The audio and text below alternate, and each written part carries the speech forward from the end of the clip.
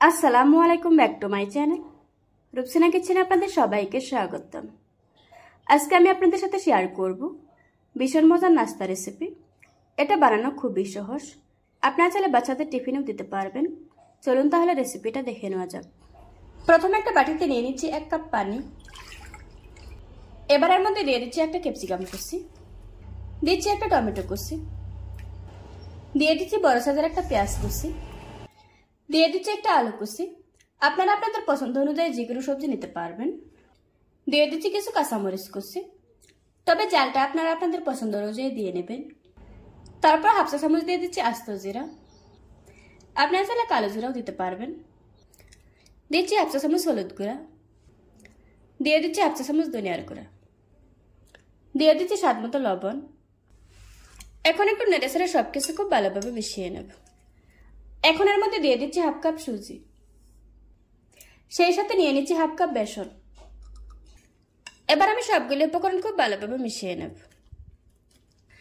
এখানে কিন্তু আর কোনো রকমের পানি ব্যবহার করা যাবে না।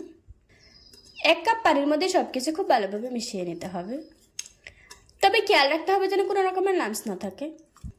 সবকিছু খুব ভালোভাবে মেশানো হয়ে গিয়েছে। এবার আমি ঢাকনা দিয়ে রেখে 10 মিনিটের জন্য রেস্টে রেখে দেব।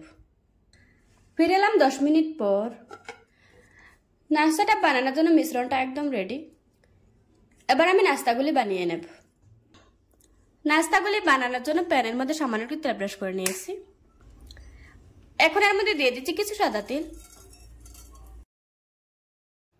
এবার দিয়ে দিচ্ছি 2 চামচ ব্যাটার।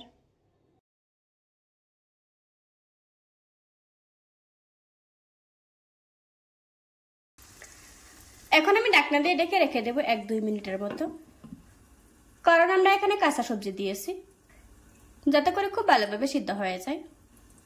এই সময় চুলাটা স্লোতে রাখতে হবে। ফিরে এলাম 2 মিনিট পর। নিচের পাশটা শক্ত হয়ে এসেছে, এবার আমি উল্টিয়ে দেব। তারপর আমি আবারও ঢাকনা দিয়ে রেখে দেবো 2 মিনিটের জন্য। ফিরে এলাম 2 মিনিট পর। এখন আমি উল্টিয়ে পাল্টিয়ে নাস্তাটা খুব ভালোভাবে ভেজে নেব। এই 4 মিনিটে নাস্তাটা খুব ভালোভাবে হয়ে যাবে। কিছুক্ষণ উল্টিয়ে পাল্টিয়ে ভেজে নেওয়ার পর আমার নাস্তাটা তৈরি করা হয়ে গিয়েছে। এভাবে করে আজকে আমি সবগুলি নাস্তা ভেজে নেব। দেখুন বন্ধুরা, আমার নাস্তাগুলি বানানো হয়ে গিয়েছে। আশা করছি আজকের এই সহজ রেসিপিটা আপনাদের কাছে ভালো লাগবে। ভালো লাগলে আমার চ্যানেলটা সাবস্ক্রাইব করে পাশে থাকা বেল বাটনটি অন করে রাখবেন। আবারও কথা হচ্ছে নতুন কোনো ভিডিওতে। ততক্ষণ সুস্থ থাকবেন, ভালো থাকবেন। আল্লাহ হাফেজ।